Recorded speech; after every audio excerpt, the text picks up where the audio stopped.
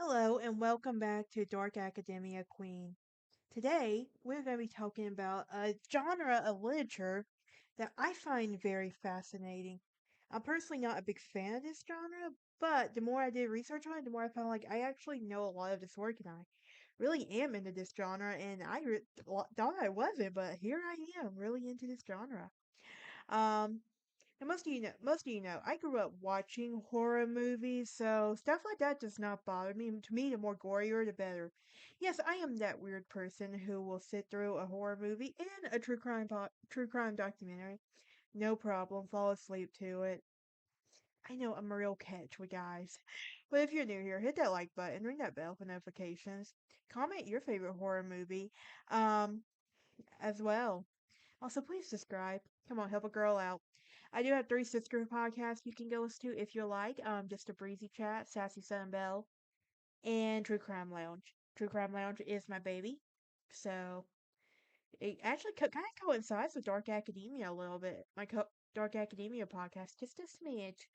Um, but what exactly is dark fantasy? Well, it's a subgenre of fantasy literature, artistic and cinematic works that incorporate disturbing and frightening themes. It often combines fantasy with elements of horror, possessing a dark and gloomy tone or a gothic atmosphere of dread.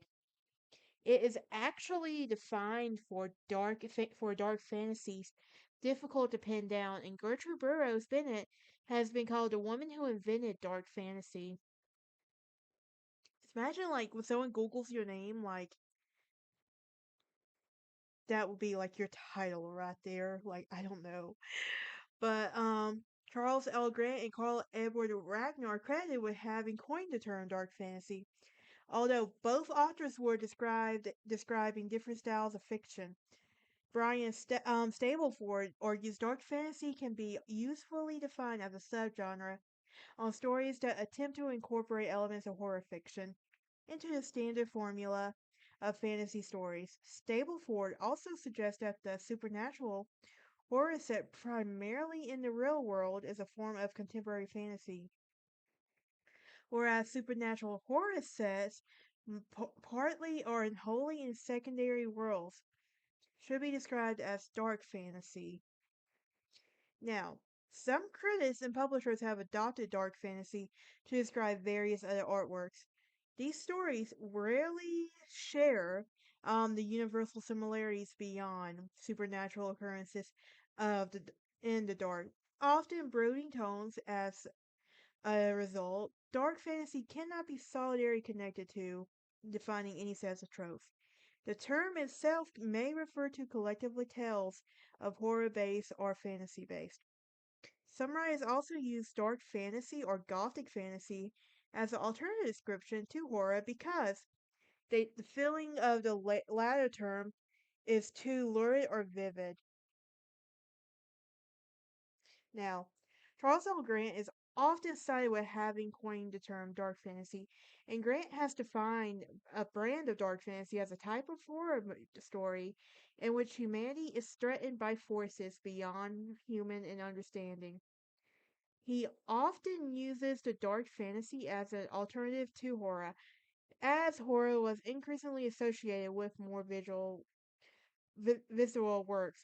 And dark fantasy also is sometimes also used to describe stories told from a monster's point of view and make them more sympathetic. See, here's the thing. I do not like sympathetic villains. Some of you are probably gonna come at me saying, "Oh, but there's a reason there's sympathetic villains." I hate a sympathetic villain. Like I want a villain that I'm gonna hate, and I don't that I'm not gonna have a reason to hate. Like I'm not. I just can't help it. Dan Scott, for example, they made him. I actually feel bad for the guy. He killed his own brother, the best character in the show, in my opinion, best character in the show, who put up with a lot of his crap, and his brother still forgave him. So shows need to quit making the villains sympathetic. I'm sorry, but they just have to. And Anne Rice's The Vampire Chronicles, Chelsea Cran Yarborough's Saint Germain, and Neil Gaiman's The Sandman are examples of this style of dark fantasy, and this is contrast to a traditional horror model in which focuses on the victims and the victims more of the victims and survivors.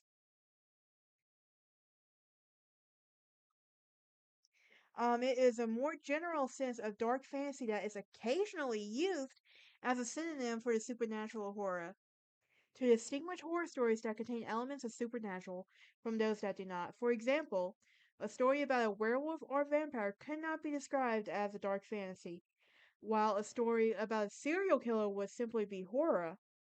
I love me some learning about serial killers. Hence why I love true crime.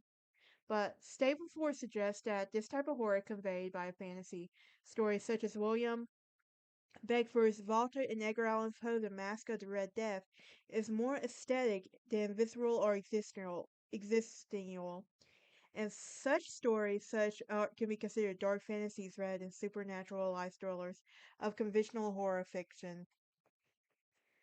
Carl Edward Wagner is often credited with creating the term dark fantasy when used in a more fantasy-based context. Um, and Wagner used it to describe the fiction of the Gothic warrior Cain, since dark fantasy has sometimes been applied to the sword and sorcery in the high fantasy fiction that focuses on an anti-heroic or morally ambiguous protagonist. Another good example um, about with this dark fantasy is Michael McHart's saga of the albino swordsman Eldrick. Now, the fantasy work of H.P. Lovecraft, um, Clark Ashton Smith, and their emulators have been specified as dark fantasy since the imaginary worlds they depicted contain many horror elements.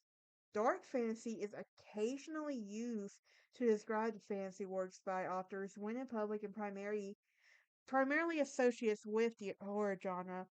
Examples of this include Stephen King's The Dark Tower series, Peter Staub's Shadowland, Clive Barker Weave World, and alternatively, dark fantasy is sometimes used for darker fiction written by authors described for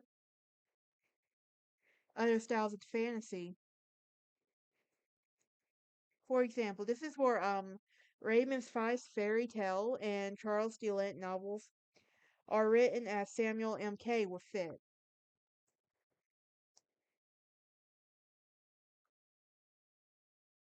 Now, Ronald Rohad Deli, the richest and describes dark fantasy, and his poetic reworking of Cinderella as well. This is also seen in anime and manga as well, and I'm in love with good anime. Like, I may not look like it, but and it shocks a lot of people that I love anime. Like, I don't, but a lot of people just are very shocked by that. It is also seen in films like Legend and the dark fairy tale fantasy films. See, here's the thing about fairy tales. I don't like the Disney version of fairy tales. Um, so I know I'm probably gonna get a lot of hate for that, especially from some parents and stuff, but I loved Brothers Grimm versions of fairy tales. To me, it's the best fairy tales out there. But I'm also a dark and twisted person on the inside, so guess I'm a bit awkward when it comes to that, but it's not for the weak. I'll tell you that are the faint of heart. But that's it for today's episode. Join me next time as we talk about cottage core.